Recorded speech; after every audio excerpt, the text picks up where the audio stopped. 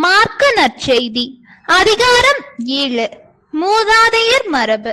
ஒரு நாள் பரிசேயரும் எருசலேமிலிருந்து வந்திருந்த மறைநூல் அறிஞர் சிலரும் அவரிடம் வந்து கூடினர். அவருடைய சீடருள் சிலர் தீட்டான, அதாவது கழுவாத கைகளால் உண்பதை அவர்கள் கண்டார்கள். பரிசேயரும் ஏன் யூதர் அனைவருமே தம் மூதாதையர் மரபை பின்பற்றி கைகளை முறைப்படி கழுவாமல் உண்பதில்லை? சந்தையிலிருந்து வாங்கியவற்றை கழுவிய பின்னரே உண்பர். அவ்வாறே கிண்ணங்கள், பரணிகள், செம்புகள் ஆகியவற்றை கழுவுதல் போன்று அவர்கள் கடைபிடிக்க வேண்டிய மரபுகள் இன்னும் பல இருந்தன. ஆகவே பரிசேயரும் மறைநூல் அறிஞரும் அவரை நோக்கி, உம் சீடர் மூதாதையர் மரபுபடி நடவாமல் தீட்டான கைகளால் உணவு அருந்துவது ஏன் என்று கேட்டனர். அதற்கு அவர், வெளிவேடக்காரர்களாகிய உங்களை பற்றி எசாயா பொருத்தமாக இறைவாக்கு உரைத்திருக்கிறார். இம்மக்கள் உதட்டினால் என்னை போற்றுகின்றனர், இவர்கள் உள்ளமோ என்னை விட்டு வெகு தொலைவில் இருக்கிறது. மனித கட்டளைகளை கோட்பாடுகளாக கற்பிக்கின்றனர், இவர்கள் என்னை வழிபடுவது வீண் என்று அவர் எழுதியுள்ளார். நீங்கள் கடவுளின் கட்டளைகளை கைவிட்டு மனித மரபை பின்பற்றி வருகிறீர்கள் என்று அவர்களிடம் கூறினார். மேலும் அவர், உங்கள் மரபை நிலைநாட்ட கடவுளின் கட்டளைகளை வெகு திறமையாக புறக்கணித்து விட்டீர்கள். உன் தந்தையையும் தாயையும் மதித்து நட என்றும், தந்தையையோ தாயையோ சபிப்போர் கொல்லப்பட வேண்டும் என்றும் மோசே உரைத்திருக்கிறார் அல்லவா? ஆனால் ஒருவர் தம் தாயையோ தந்தையையோ பார்த்து, நான் உமக்கு தர கடமைப்பட்டிருக்கிறது கொர்பான் ஆயிற்று, அதாவது கடவுளுக்கு காணிக்கை ஆயிற்று என்றால், அதன் பின் அவர் தம் தாய் தந்தைக்கு எந்த உதவியும் செய்ய நீங்கள் அனுமதிப்பதில்லை. இவ்வாறு நீங்கள் பெற்றுக்கொண்ட மரபின் பொருட்டு கடவுளின் வார்த்தையை பயனற்றதாக்கி விடுகிறீர்கள். இதுபோல் நீங்கள் பலவற்றை செய்கிறீர்கள் என்று அவர்களிடம் கூறினார். இயேசு மக்கள் கூட்டத்தை மீண்டும் தம்மிடம் வரவழைத்து அவர்களை நோக்கி, நான் சொல்வதை அனைவரும் கேட்டு புரிந்து கொள்ளுங்கள். வெளியே இருந்து மனிதருக்குள்ளே சென்று அவர்களை தீட்டுப்படுத்தக்கூடியது ஒன்றுமில்லை. மனிதருக்கு உள்ளே இருந்து வெளியே வருபவை அவர்களை தீட்டுப்படுத்தும். கேட்க செவியுள்ளோர் கேட்கட்டும் என்று கூறினார்.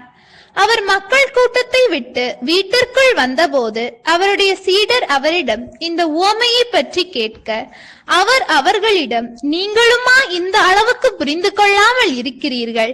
வெளியே இருந்து மனிதருக்குள்ளே செல்லும் எதுவும் அவர்களை தீட்டுப்படுத்த முடியாது என உங்களுக்கு தெரியாதா? ஏனென்றால் அது அவர்களுடைய உள்ளத்தில் நுழையாமல் வயிற்றுக்கு சென்று கழிப்பிடத்திற்கு போய்விடுகிறது என்றார். இவ்வாறு அவர் எல்லா உணவுப் பொருட்களும் தூயனவென்று குறிப்பிட்டார். மேலும் மனிதருக்கு உள்ளே இருந்து வருவதே அவர்களை தீட்டுப்படுத்தும். ஏனெனில் மனித உள்ளத்திலிருந்தே பரத்தைமை, களவு, கொலை, விபச்சாரம், பேராசை, தீச்செயல், வஞ்சகம், காமவெறி, பொறாமை, பழிப்புரை, செருக்கு, மதிகேடு ஆகியவற்றை செய்ய தூண்டும் தீய எண்ணங்கள் வெளிவருகின்றன. தீயவனாகிய இவை அனைத்தும் உள்ளத்திலிருந்து வந்து மனிதரை தீட்டுப்படுத்துகின்றன என்றார். கானானிய பெண்ணின் நம்பிக்கை.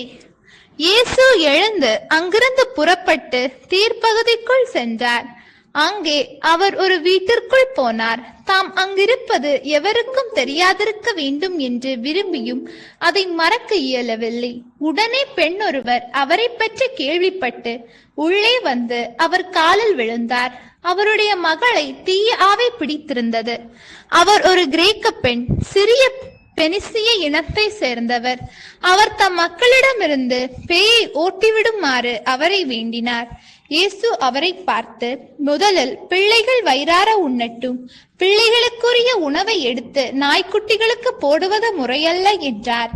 அதற்கு அப்பெண், ஆம் ஐயா, ஆனாலும் மேசையின் கீழிருக்கும் நாய்க்குட்டிகள் சிறு பிள்ளைகள் சிந்தும் சிறு துண்டுகளை தின்னுமே என்று பதிலளித்தார்.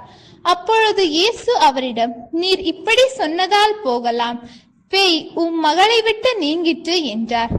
அப்பெண் தம் வீடு திரும்பியதும் தம் பிள்ளை கட்டிலில் படுத்திருக்கிறதையும் பேய் ஓடிவிட்டதையும் கண்டார். காது கேளாதவர் நலம் பெறுதல். மீண்டும் இயேசு தீர் பகுதியை விட்டு சீதோன் வழியாக சென்று தெக்கப்பொலி பகுதி நடுவே வந்து கலிலேய கடலை அடைந்தார்.